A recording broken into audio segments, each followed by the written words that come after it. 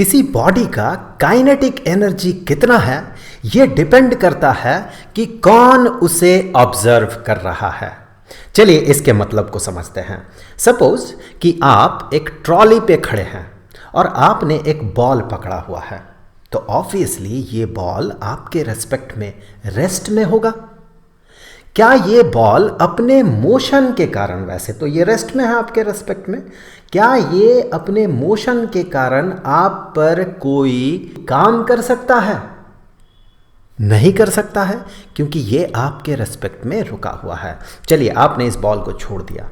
अब क्या है, एक दूसरा बॉल जो कि आपके तरफ काफ़ी तेजी से आ रहा है। आपने उसे पकड़ा और आपने ये ऑब्जर्व किया कि ये बॉल जो कि मूव करते हुए आ रहा था, ऑब्वियसली उसके पास काइनेटिक एनर्जी था, जिसके कारण उसे पकड़ते साथ उस बॉल ने पूरे सिस्टम पे काम किया। इसीलिए तो आप पीछे हो गए।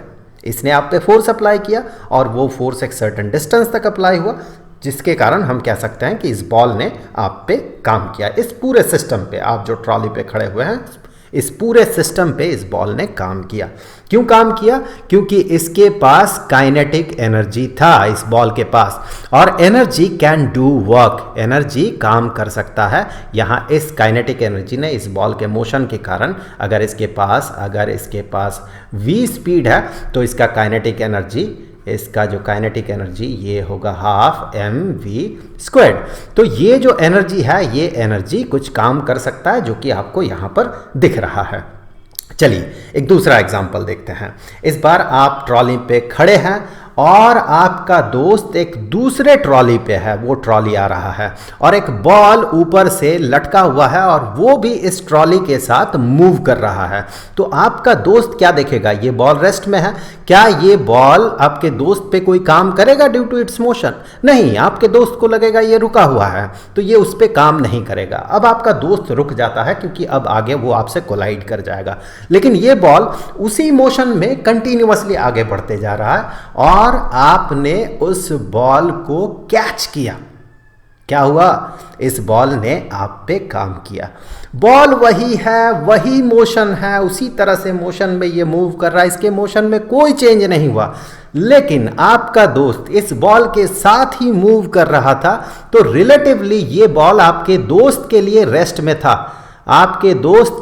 में था, इसीलिए इस बॉल का काइनेटिक एनर्जी जो आपका दोस्त छूते हुए फील कर रहा था, महसूस कर रहा था, वो काइनेटिक एनर्जी आपके दोस्त के लिए जीरो था इस बॉल का।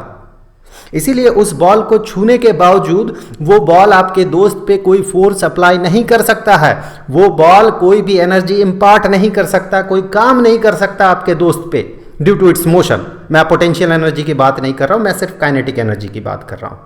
अब वही बॉल जब आप पकड़ रहे हैं तो वो आप पे काम कर रहा है, क्योंकि रिलेटिवली इस बॉल का एक स्पीड होगा आपके रेस्पेक्ट में और इसका काइनेटिक एनर्जी होगा half into mass of the ball into इसका जो स्पीड है उस स्पीड का स्क्वायर। तो ये एग्जिस्ट कर रहा है आपके रेस्पेक्ट में, लेकिन इस बॉल का कोई भी काइनेटिक एनर्जी नहीं है आपके दोस्त के रेस्पेक्ट में, जो कि इसी बॉल के साथ मूव कर रहा था। तो यहां से ये बहुत ही क्लियर है कि kinetic energy is relative to the observer. कौन ऑब्जर्व कर रहा उस बॉडी को, उस पे डिपेंड करेगा उस बॉडी का काइनेटिक एनर्जी कितना है।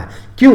क्योंकि ये जो वेलोसिटी है, ये वेलोसिटी ये भी रिलेटिव टर्म है, ये डिपेंड करता है कि कौन उसे ऑब्जर्व कर रहा है।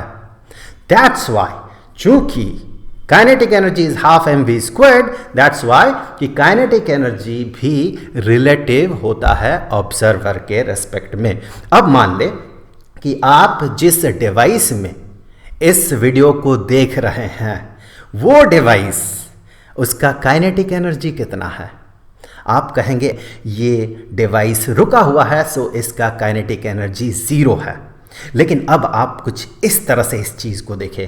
आप इस डिवाइस को पकड़े हुए अर्थ के सरफेस में हैं और अर्थ अपने एक्सिस पे रोटेट कर रहा है और साथ ही साथ सन के चारों तरफ ये रिवॉल्व भी कर रहा है। तो अर्थ रेस्ट में नहीं है, तो अर्थ के ऊपर जो भी ऑब्जेक्ट्स है सब अर्थ के साथ साथ मूव कर रहा है। साथ ही साथ ये जो सोलर सिस्टम है, ये सोलर सिस्टम हमारा गैलेक्सी जो मिल्की वे गैलेक्सी है उसी का एक पार्ट है। अब ये गैलेक्सी जो है ये भी इस तरह से रोटेट कर रहा है, तो उसके साथ साथ ये सोलर सिस्टम भी इस तरह से रोटेट कर रहा है। तो सोलर सिस्टम भी रेस्ट पे नहीं है, गैलेक्सी ये भी रेस्ट में नहीं है। जो अलग अलग गैलेक्सीज हैं वो एक दूसरे के रेस्पेक्ट में मोशन में होता है। एक गैलेक्सी के रेस्पेक्ट में देखा जाए तो दूसरा गैलेक्सी मोशन में होता है। दैट्स व्हाई गैलेक्सी भी एब्सोल्यूट रेस्ट में नहीं है। अब आप बताइए, आप जो डिवाइस पकड़े हुए हैं क्या उसका काइनेटिक एनर्जी जीरो है? ऑब्वियसली आपके रेस्पेक्ट में जीरो है, लेकिन किसी और ऑब्जर्वर के रेस्पेक्ट में, जिसके रेस्पेक्ट में ये डिवाइस मूव कर रहा है, इसका ऑब्वियसली एक नॉन जीरो काइनेटिक एनर्जी है। So kinetic energy is relative to the observer. तो आई होप कि ये छोटा सा वीडियो आपके लिए हेल्पफुल रहा होगा। अगले वीडियो का लिंक आपको यहाँ पर स्क्रीन पे मिल जाएगा, वहाँ क्लिक करके आप उस वीडियो को देख सकते हैं। अब जाते जाते मैं आपको बता दूँ कि इस पूरे चैप्टर का, दैट मीन स्टैंडर्ड 9th के लिए वर्क एंड एनर्जी चैप्टर के सारे वीडियोज़ का जो प्ले लिस्ट है उसका लिंक आपको नीचे डिस्क्रिप्शन में मिल जाएगा। तो आई होप कि अगले वीडियो में फिर मुलाकात होगी। तो मिलेंगे आपसे अगले वीडियो में, तब तक के लिए खुश रहें। Good bye.